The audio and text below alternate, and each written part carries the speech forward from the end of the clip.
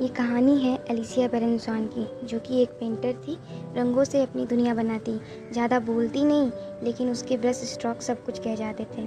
उसकी शादी हुई गैब्रियल से, एक सक्सेसफुल स्मार्ट फोटोग्राफर था। लोग कहते थे परफेक्ट जोड़ी है। गैब्रियल अक्सर एलिसिया की फ़ोटो खींचता और दोनों की दुनिया एक दूसरे के आसपास घूमती। दोनों की ज़िंदगी बाहर से बिल्कुल मैगज़ीन वाली लगती थी, हमेशा मुस्कान, हमेशा परफेक्ट, लेकिन अंदर क्या था ये कोई नहीं जानता था। एलिसिया हर रोज़ पेंटिंग करती थी, लेकिन धीरे धीरे उसकी पेंटिंग में रंग कम और अंधेरा ज़्यादा होने लगा, जैसे उसके अंदर कुछ तो जल रहा हो, कुछ छुपा सा राज। थेरेपिस्ट के कहने पर वो एक डायरी भी लिखने लगी। उस डायरी के पन्ने उसके दर्द और खामोशी का एक और कैनवास बन गए। एक रात शाम के अंधेरे में एक आवाज़ गूंजी, गन शॉट की। एलिसिया बेरेंसॉन लहू से भीगी खड़ी थी, आंखों में शांति था। सामने उसके पति गैब्रियल की डेड बॉडी और उसके हाथों में स्मोकिंग गन। उस दिन के बाद एलिसिया ने कभी कुछ नहीं बोला, ना पुलिस को, ना डॉक्टर को, किसी को भी नहीं। उसने सिर्फ एक पेंटिंग बनाई। उस पेंटिंग का नाम था एलिसिस्ट।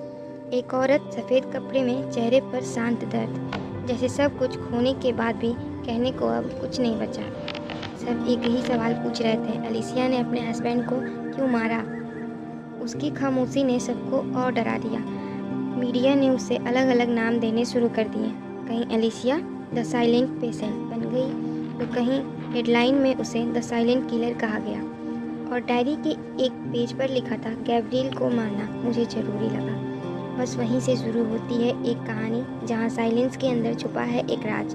और ये राज खोलने ग्रोव हॉस्पिटल में आता है एक नया थेरेपिस्ट, थियो फेबर, जिसका एक ही जुनून है, एलिसिया को बोलने पर मजबूर करना, और उस पेंटिंग, उस डायरी और उस खामोशी के पीछे छुपे सच को उजागर करना।